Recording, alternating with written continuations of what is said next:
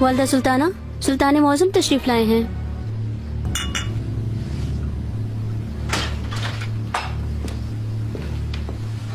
امی جان خوش آمدید۔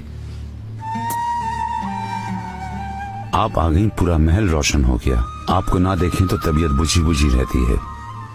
آپ ہمیشہ سلامت رہیں۔ میرے شیر، میں اس گھر میں آرام سے رہ رہی ہوں۔ محل کی ساری ذمہ داریوں کو نبھانا اس بڑی عمر میں بہت مشکل ہو گیا ہے۔ ویسے تم میرے بارے میں فکر مند نہ ہو۔ کسی چیز کی چاہت یا ضرورت ہے تو فرمائیں۔ دجلہ اور فرات کے تنہا مالک سلطان کی والدہ ہونے کے شرف کے بعد مجھے کسی چاہت کی خواہش نہیں۔ میری واحد آرزو آپ کی سلامتی ہے۔ شکر ہے میری صحت اچھی ہے۔ آپ اپنی والدہ سے کوئی فرمائش کرنا چاہتے ہیں؟ آپ کے ہوتے ہوئے مجھے کسی اور چیز کی ضرورت نہیں رہتی۔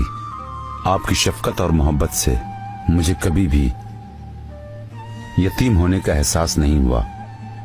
آپ نے مجھے اپنے بیٹے جیسا پیار دیا۔ میری تمنا ہے اللہ کی بارگاہ میں بھی آپ اپنے اس بیٹے سے راضی رہیں۔ اللہ آپ کو نیک اور صالح بیٹا عطا کرے۔ آمین۔ اچھا، کوئی نام سوچا ہے آپ نے؟ ابھی کوئی نام نہیں سوچا امی جان۔ آپ اچھا ہی نام سوچیں گے انشاءاللہ، اور اللہ آپ کے بیٹے کو اسلام کا خادم بنائے۔ آمین۔